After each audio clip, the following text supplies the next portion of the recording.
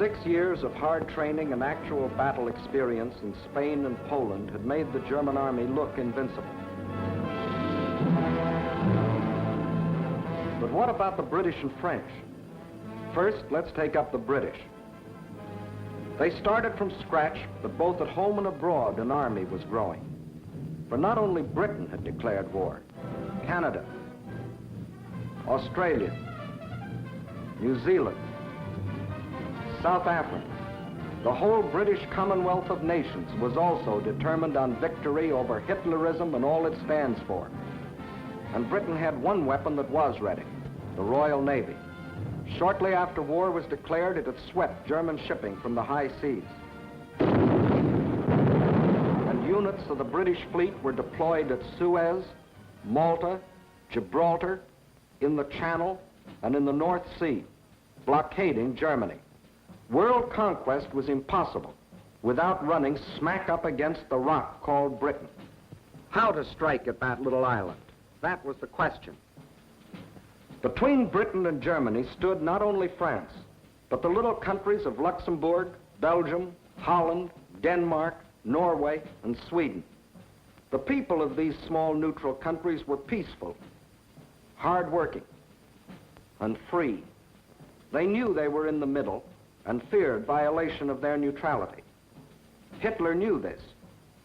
He also knew that if they united with the Allies, they would form a solid democratic wall against Nazi aggression, and their conquest would be far more difficult.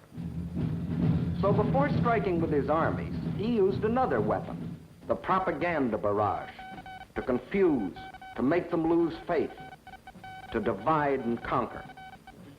To lull the fears of the little neutrals, Propaganda Minister Goebbels told them Germany didn't want a war at all. It was Britain and France that caused all the trouble. Then it was Hitler's turn. In a speech on October 6, 1939, he made them all kinds of specific promises.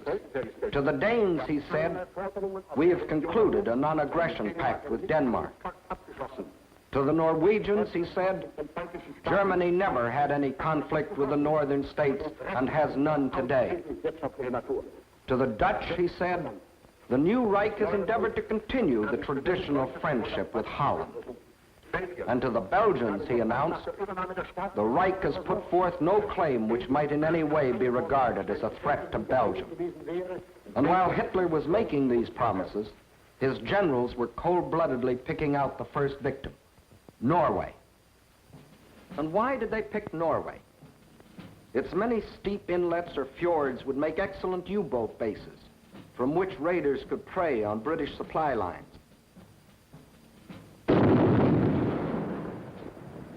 Also, it would give the Nazis vital air bases. This is Scapa Flow, British naval base, and this the blockade fleet. At this time, the German-based bombers couldn't reach them.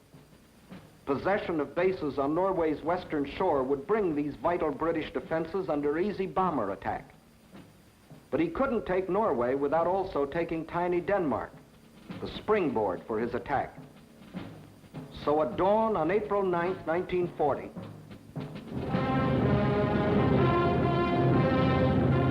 the German army rolled across the neutral borders of Little Denmark, and in a matter of hours it occupied the entire country. By nightfall, Denmark is erased as a nation, and the Danes go into slavery. Although only 6 months before, Hitler had announced, "We have concluded a non-aggression pact with Denmark.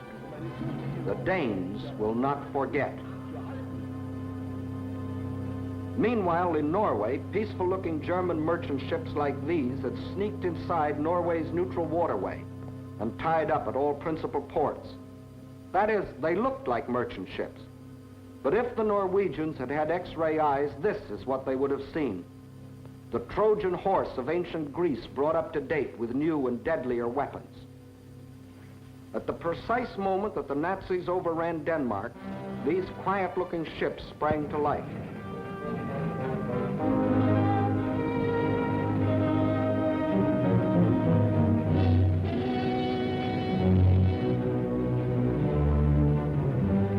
At the same time, Nazi warships, discovered along the entire coastline, started steaming up the Norwegian fjords.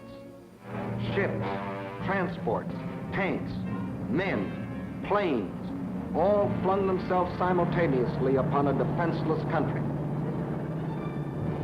Airborne infantry seized every strategic Norwegian airport. The whole job was made easier by treacherous fifth columnists, led by Major Quisling, who seized power and issued orders to suppress resistance. Nazi warships steamed past silent guns that could have blasted them out of the water. This was one of the most amazing acts of treachery the world has ever known. It brought Major Quisling international fame, making his very name synonymous with the word traitor. By the afternoon of April 9th, the Germans were in complete control of all 7 ports where they had landed in the morning.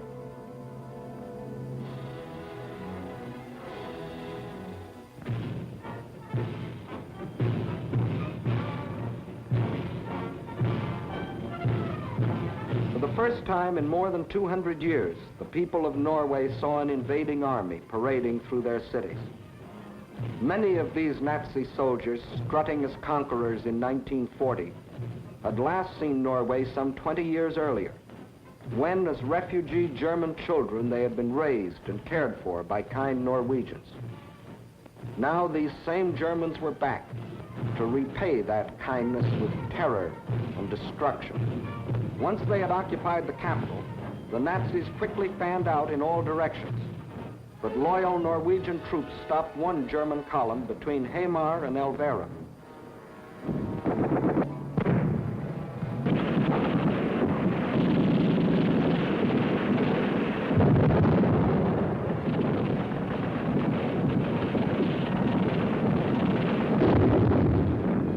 So the Germans brought up their bombers.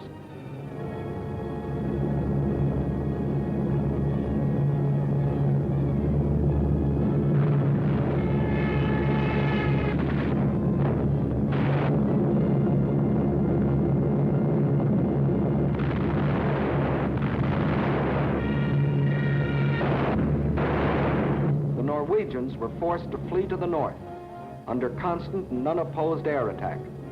It was here that Captain Robert Losey, an American military attaché, was killed, the first American soldier to lose his life in this war. Meanwhile, the Nazis had spread all over the country. Small patrols occupied every strategic village. Parachute troops landed high in the mountains.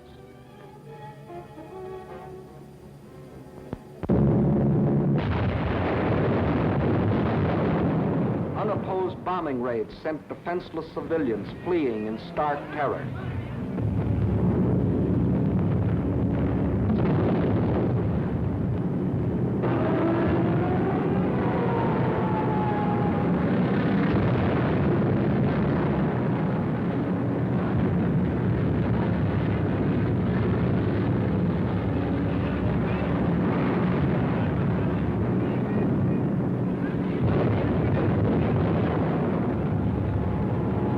They hadn't wanted war. They had done everything to avoid it. Hoping they could escape the Nazi scourge, they had compromised and tragically failed to unite with the other democracies. And now they faced the scourge defenseless and alone. For before the Allies could come to their aid, the Germans were in control of all principal ports. Regardless of this, British, French, and Polish contingents plunged in and made several landings along the Norwegian coast. They landed forces north and south of Trondheim and attempted an encircling movement on the city under constant, heavy, and almost entirely unopposed air attack.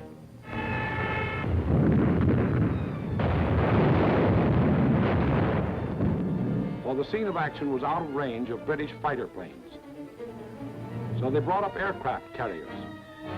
But these are at a disadvantage when opposed by land-based planes. The Allies, therefore, were badly battered from the air. Finally, suffering heavy losses, they withdrew from a hopeless situation. Further to the north, at Narvik, they met with better success, inflicting heavy naval losses on the Nazis.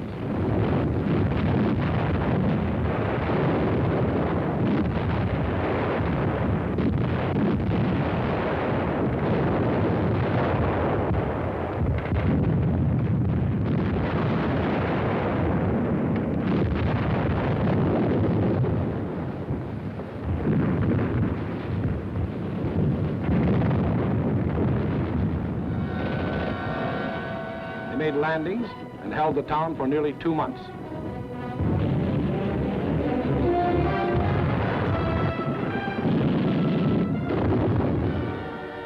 Incidentally, they also took their first prisoners of the present war. But again, the Nazis' overwhelming air superiority proved a deciding factor. And the Allies were forced to withdraw under terrific air bombardment.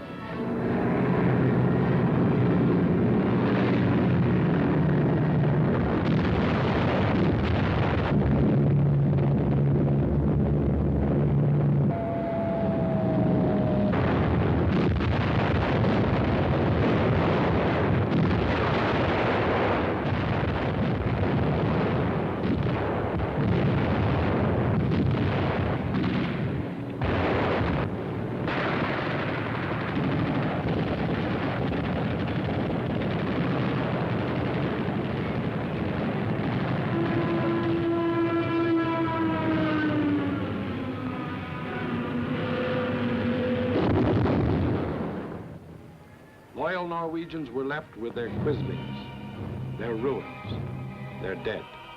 Even though 6 months before Hitler had said, Germany never had any conflict with the northern states and has none today.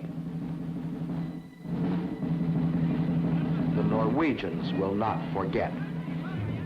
And Hitler had another victory. He had hijacked 2 more countries. The world wondered and sometimes marveled at this man's efficiency. Gangster Dillinger was efficient too.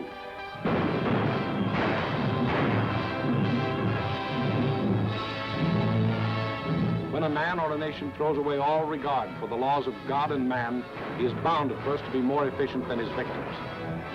Society had a police force to deal with Gangster Dillinger, but it had no police force to deal with Gangster Hitler.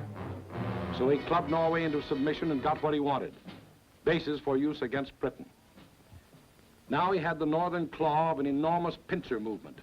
A drive through France would give him the southern claw. Blockade by U-boats coupled with mass bombing attacks would weaken the British for final invasion. Then, with Britain gone, Germany could reach out in all directions for world conquest.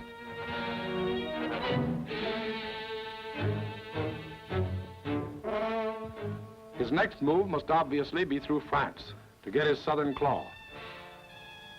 Through France. How was she to face the onslaught?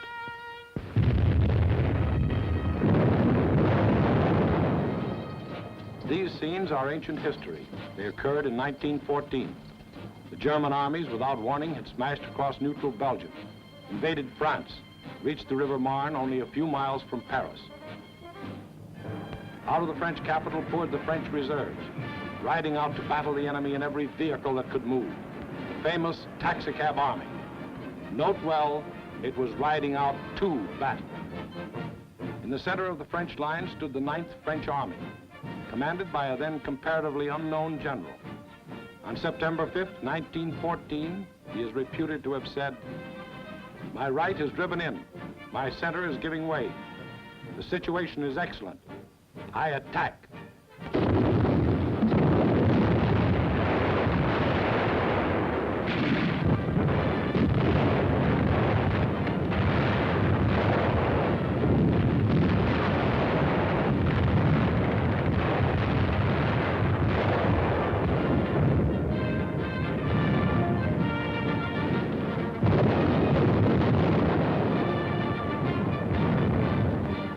He did attack. The German onslaught was checked, and Paris was saved. That comparatively unknown general later became commander-in-chief of all the Allied armies and presided at the signing of the armistice with the defeated Germans on November 11, 1918. To this general, the French people erected a monument. To Marshal Ferdinand Foch, whose motto was, "Attack, always attack." Still later, the war-weary French people erected another monument. This one to a minister of war, André Maginot. Between the ideas symbolized by these 2 statues may well lie the military story of the fall of a great nation. In Foch's time, the proud spirit of France demanded nothing less than victory and placed its faith in the attack. In Maginot's time, the spirit, no longer proud, asked only to avoid defeat and placed its faith in concrete.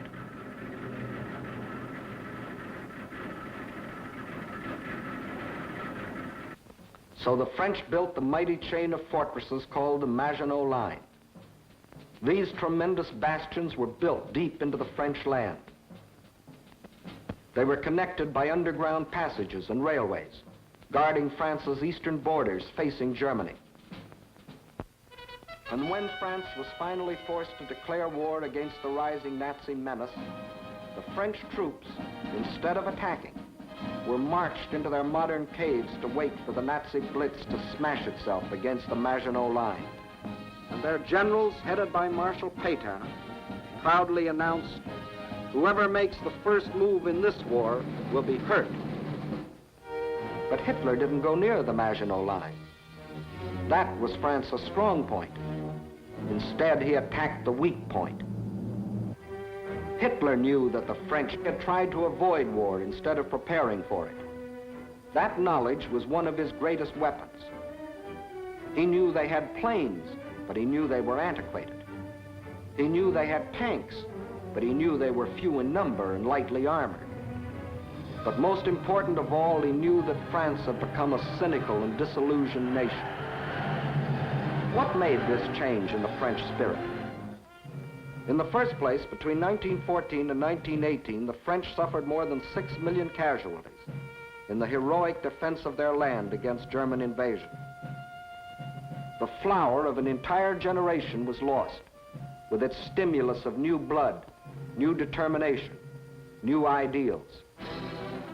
Secondly, the failure of the League of Nations, to which the French had pinned their hopes of peace, the corruption of many in high places, the greed of special interests, all had combined to shake the faith of the French people in their democratic ideals. And when a people loses its faith in its own ideals, it is ripe for the insidious words of the devil. France still looked like an imposing castle, but Hitler's political termites had so gnawed away the binding of national unity that the castle was ready to crumble.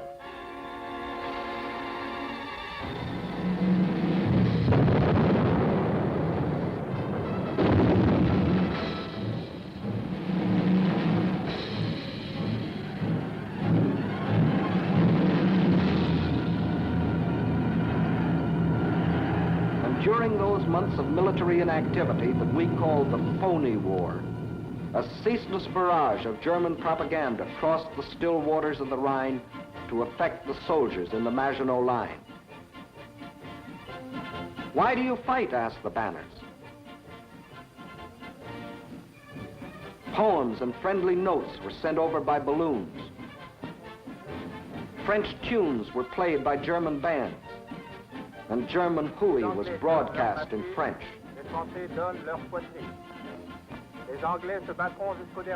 The British will fight to the last drop of French blood. You have been deceived. This is an imperialistic war for Britain. We Germans want nothing of France. What is happening to your wives back home, soldiers? The British are stationed in your villages. Yes, France was ready to be plucked. The whole force of the Nazi might was turned toward the west. How would they strike this time? Through Alsace-Lorraine as in 1870? Through the Low Countries as in 1914? What was the 1940 model conquest? The French considered the Maginot Line utterly impregnable, and therefore believed the Germans would again try a swing through the Low Countries as in 1914. But even after Hitler's rape of Scandinavia, Holland and Belgium, hoping against hope, still clung to their neutrality. So the French massed 78 divisions here along the border of Belgium. 17 were in the Maginot Line. 10 divisions here in case Mussolini got bold. 3.5 as a safeguard against Spain. The British had 10 divisions here. The Allied strategy in the event of an attack against the Low Countries was to swing their armies like a gate into Belgium, the hinge being the north end of the Maginot Line. This all-important hinge was protected by the forest of the Ardennes, a hilly and thickly wooded area, honeycombed with streams, its roads narrow trails, its bridges too weak for military vehicles. French strategists estimated the forest of the Ardennes impassable for armored forces. As you will see, this was one of the costliest estimates in all military history. That was the situation on May 9, 1940.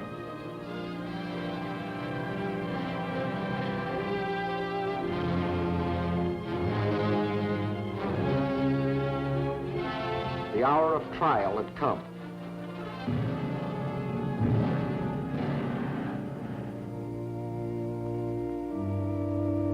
The people of the democracies prayed for strength to meet the coming hurricane of terror.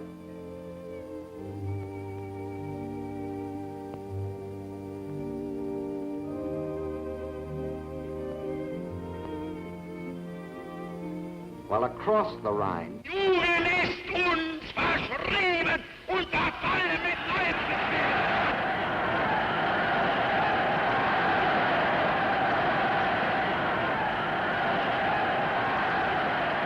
a delirious madness possessed the German nation. Nun als Dauererscheinung für uns, unser Oberster, wird die Einführung der allgemeinen immer wieder herniedersteigen und dass man die Wahrheit über Deutschland berichtet. 50.000 Mann auf den Baustellen, der ganz Deutschland erfasste, überall herrscht seit einem Jahr Regen und für den deutschen Ex. Die Reinheit seiner Rasse. Hitler aber ist Deutschland wie Deutschland, deshalb innerlich nicht zu uns gehört.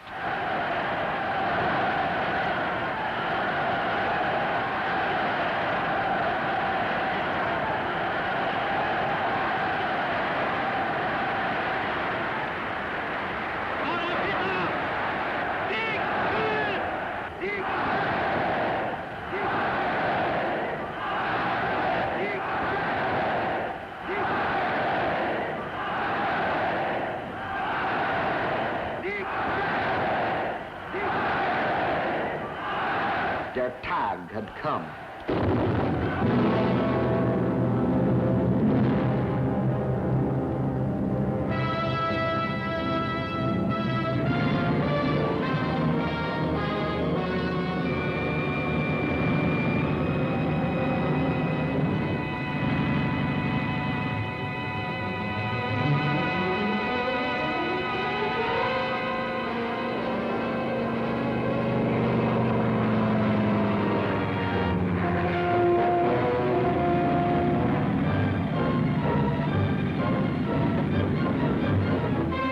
Without even bothering to declare war, the German armies launched a coordinated attack across the neutral borders of Luxembourg, Belgium, and Holland, from the Maginot Line north to the sea. The action along the entire front was simultaneous, so for purposes of clarity, let's take up one country at a time. First, let's see what happened in Holland.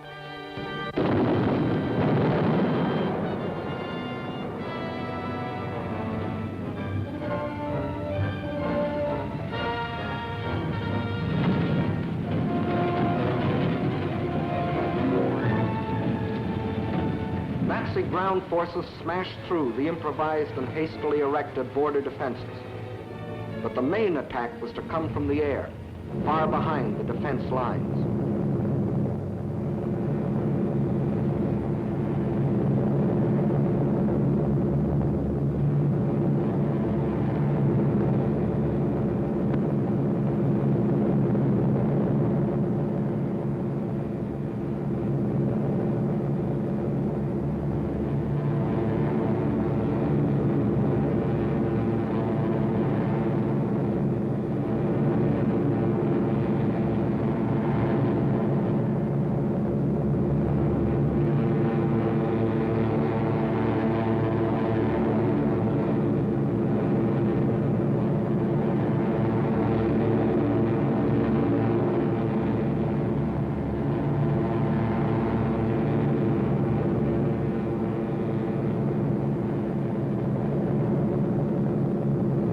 Over 10,000 troops were landed in this manner. Before the stunned citizens of Rotterdam even knew they were at war, these troops, aided by well-trained fifth columnists, quickly captured the airport and outlying sections of the city.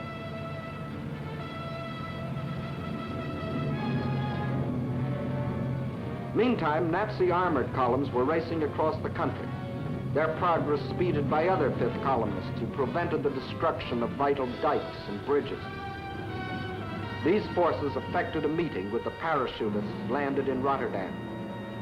The Dutch were doomed to defeat.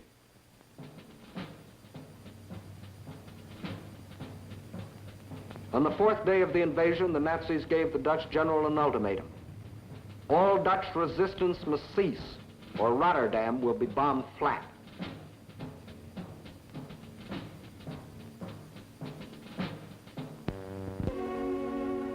The Dutch general had little choice. To save the lives of innocent civilians, he accepted the German terms. But after the unconditional surrender, the Nazis bombed the city anyway.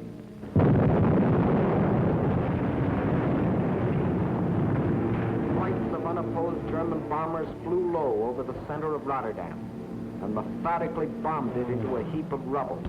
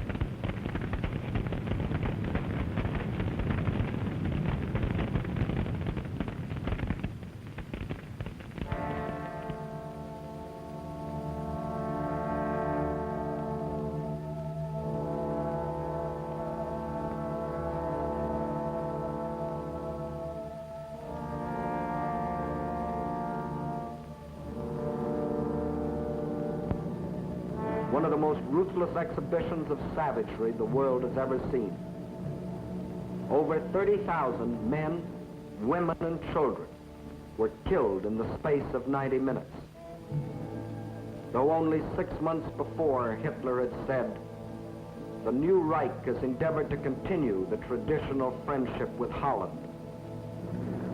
The Dutch will not forget. Meantime, in Belgium, the whole force of Nazi blitzkrieg had stormed across its neutral borders.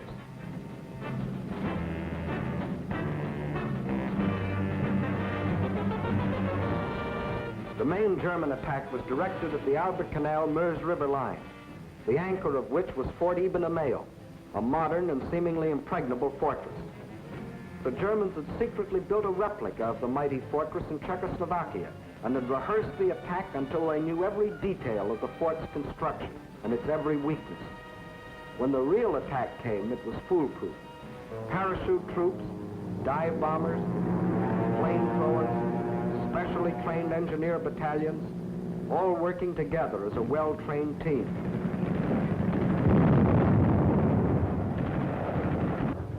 They knew exactly where to cross the river.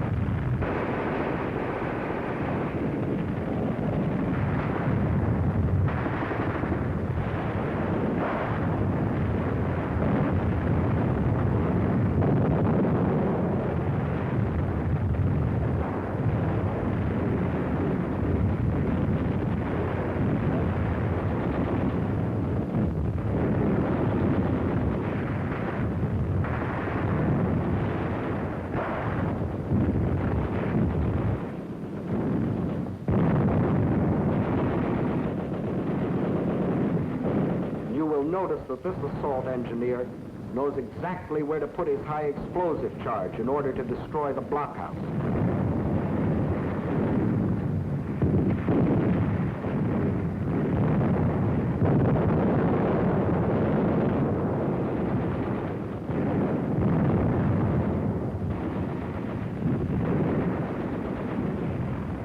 Fort Eben-Emael withstood the Nazi attack exactly 2 days, and the German armies rolled on.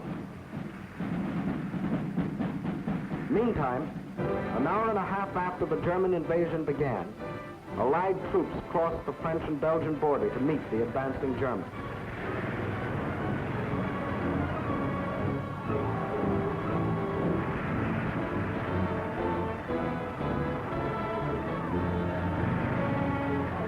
As they raced across Belgium to take up their defense positions, they met an obstacle they hadn't counted on: refugees.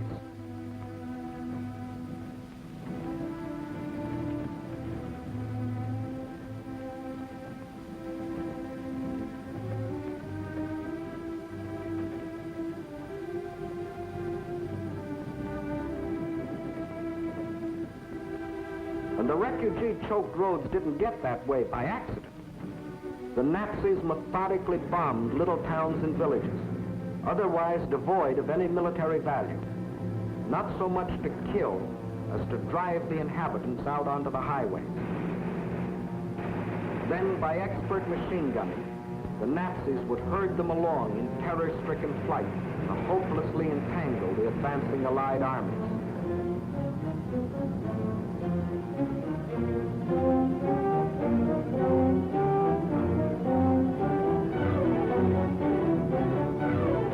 Refugees used as a weapon of war, a new low in inhumanity.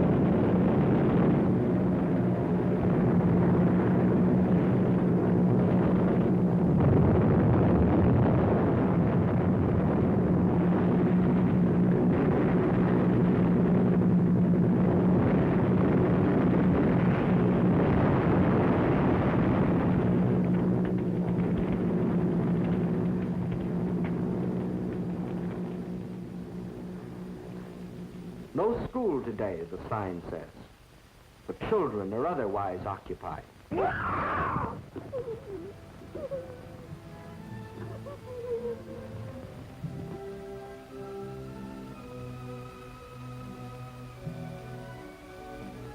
No, no school today.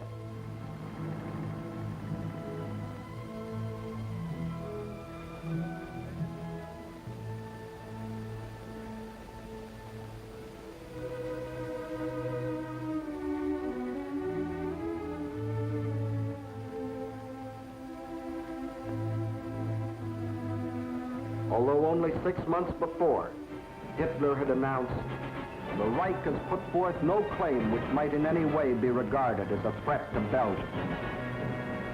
The Belgians will not forget.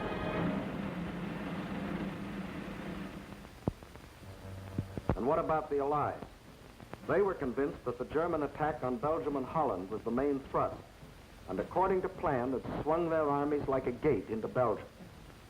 But the attack on Belgium and Holland was only a feint. The main German attack was to be centered where the Allies least expected it, through the Ardennes forest.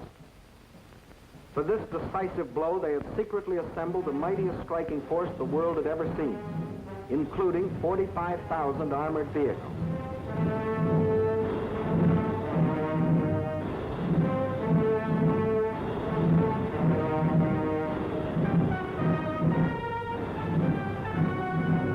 At the same time that the Nazi armies were plunging into Holland and Belgium, this column started to move.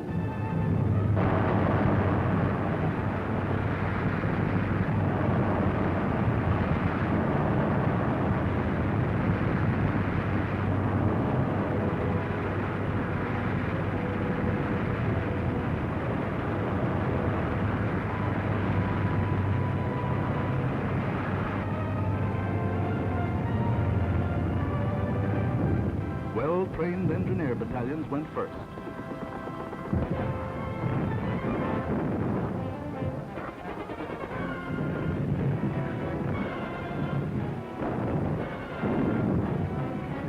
They were opposed only by scattered Allied patrols.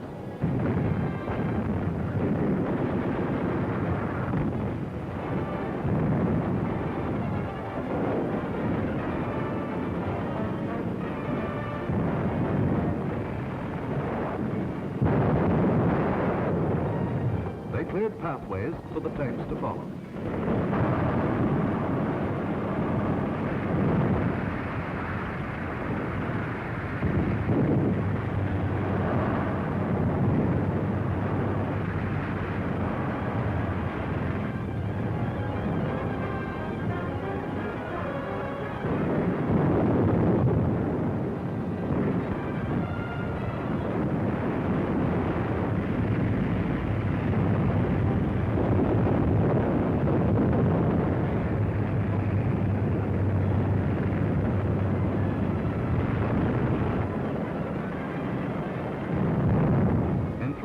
The German armored force reached the Meuse River, 2 days faster than the French thought any troops could get through. By all rules, the Germans should have paused here to bring up heavy artillery before attempting to force the river. But the Nazis had a new type of artillery, dive bombers. With them, they blasted the French positions across the Meuse.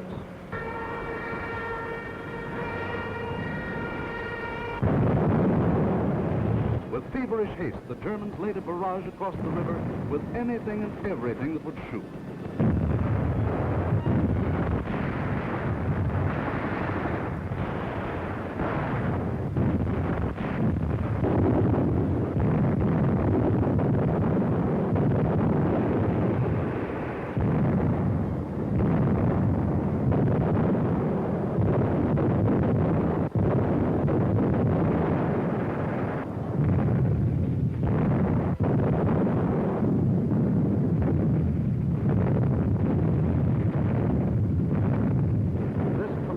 Concentration of firepower continued all through the night.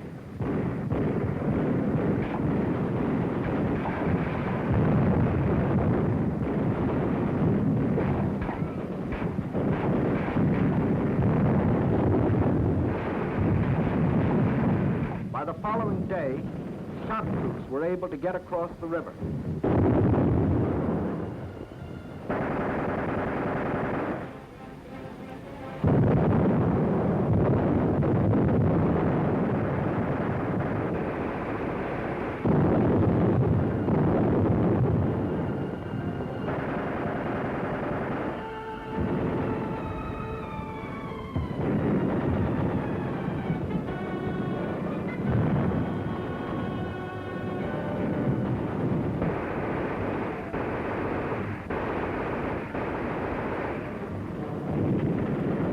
These shock troops held the bridgehead until the engineers brought up pontons and built bridges.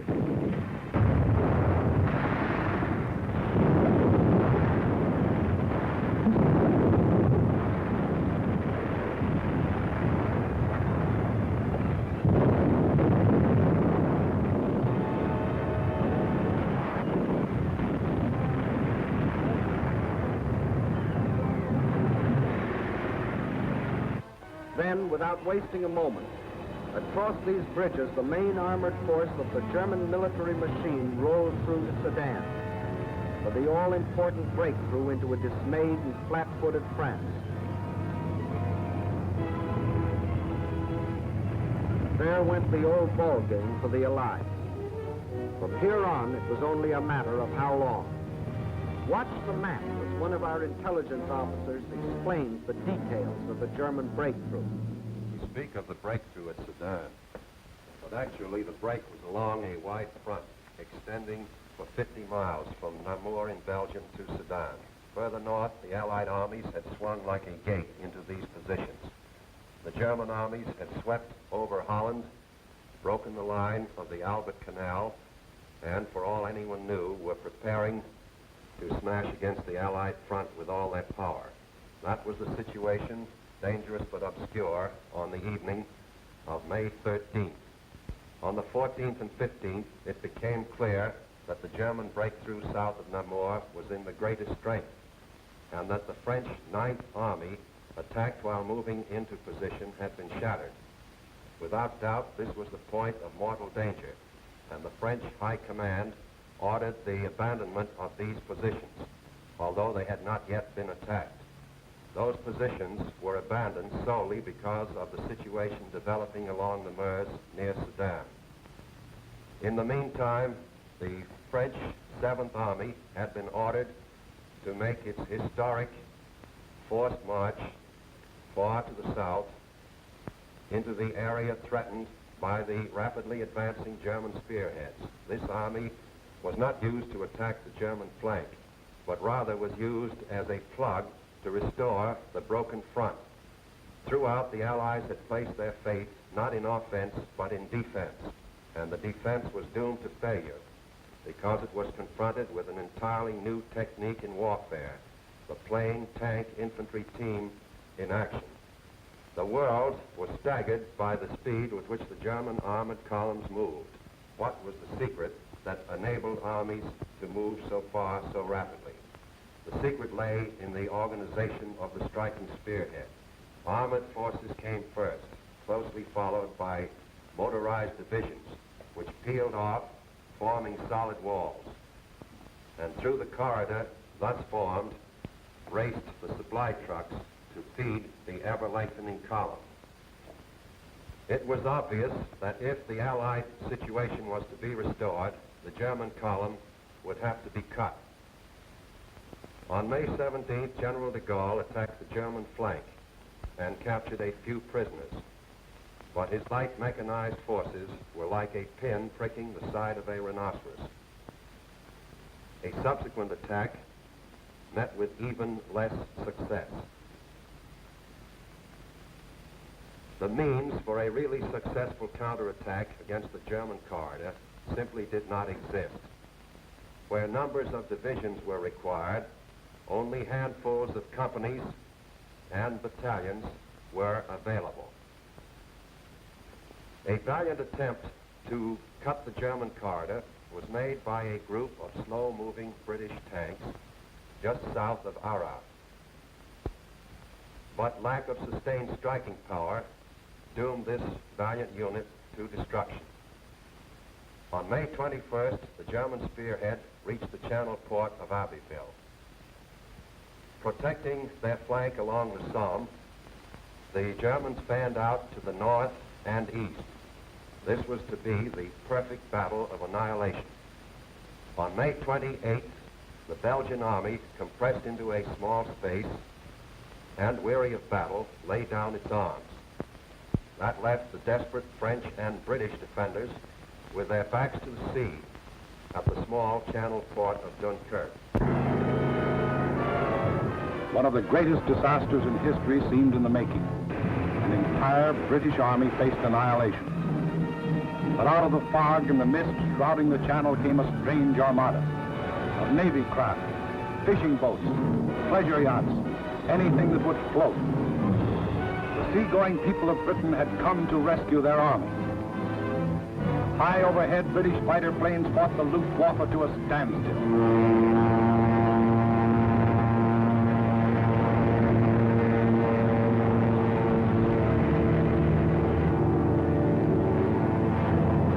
Below, small Allied suicide units held the Germans back long enough for the miracle of Dunkirk to take place.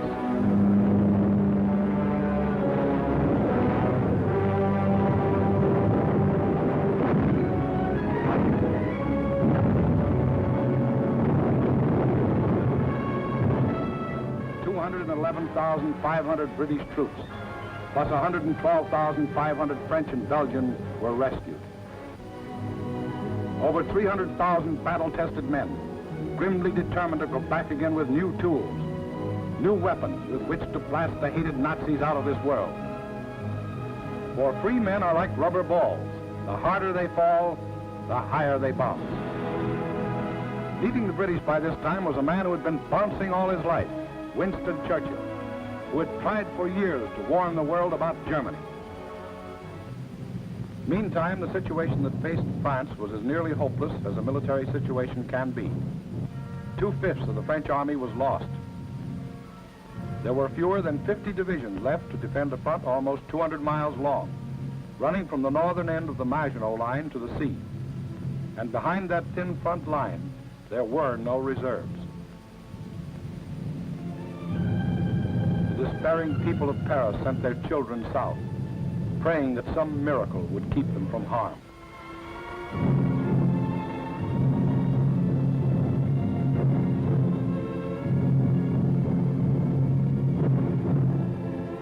The hopeless men of the French army, without adequate arms or equipment, braced themselves for the coming blow.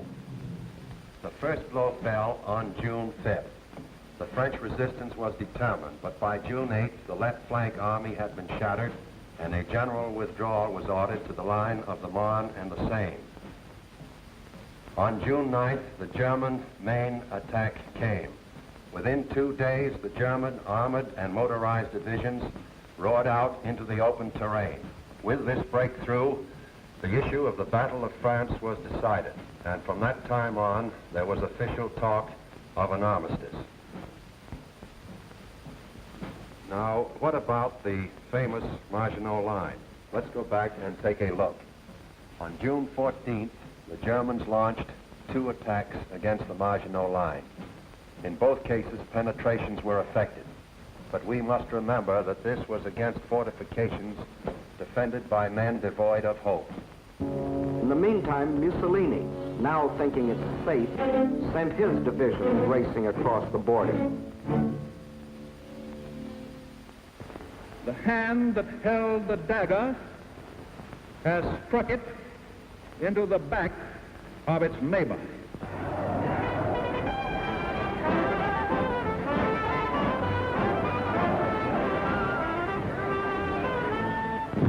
Organized resistance in France was no longer possible. The government faced 2 alternatives: retire to North Africa and carry on from there, or give up the struggle. France's leaders were old and tired, and the oldest and most tired was Marshal Pétain, egged on by men like Laval, who saw in a German victory his chance for personal power. On June 16th, Pétain asked for an armistice. The news is carried to Hitler, who received this word of a great nation's fall in a characteristic manner. Also characteristic were his terms for the armistice. It must be signed in the coach where Marshal Foch met the defeated Germans in the last war.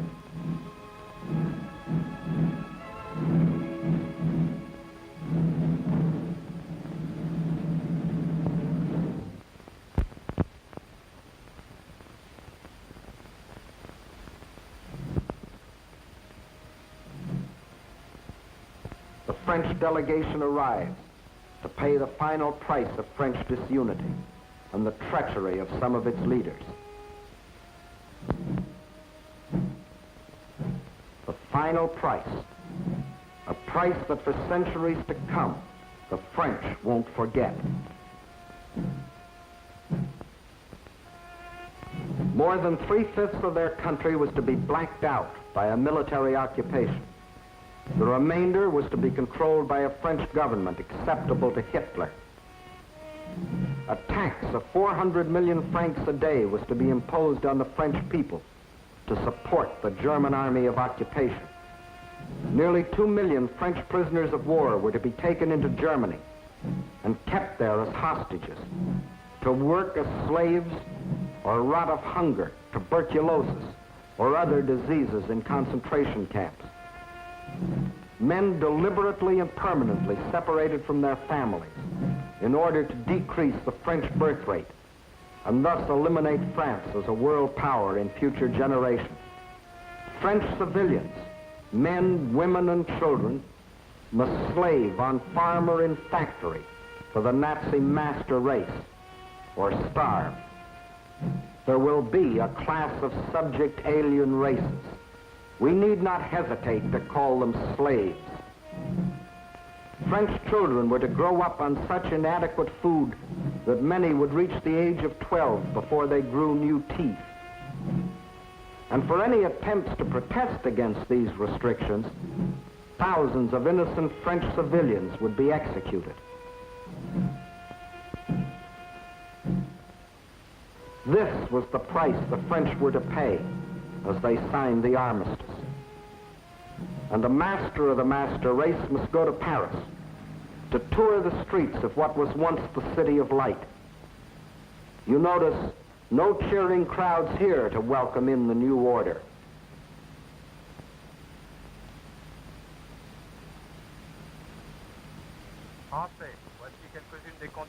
When the people of Paris come to the streets again, it is to hear the voice of dictators, telling them what they must do, how they must live, what they must say, what they must think, telling them how to be slaves. Gone is the Republic of France. Gone is free speech and a free representative government. Gone is liberty, equality, fraternity. These French, with their ears they listen, but their minds and their hearts, these are down on the Mediterranean where the battle colors of the regiments are being taken to Africa, out of the Nazi grasp. The people weep as their glory departs, for they don't as yet know that France has hope, a rallying point. Charles de Gaulle, a soldier in the great tradition of Foch, is not surrendering. He will continue to fight, gathering about him loyal Frenchmen from all over the world to become the Free French Army, the Fighting French. Yes, the people weep as they watch their colors go, not knowing that 2 years later, those same flags would again be unfurled in North Africa, alongside the Stars and Stripes, alongside the Union Jack. Once more, their leaders, General de Gaulle and the famous, united in the common cause with the leaders of their allies. Once more, the red, white, and blue of France is raised on high. For out of the ashes of the defeat and the humiliation of France, her soul has been born again.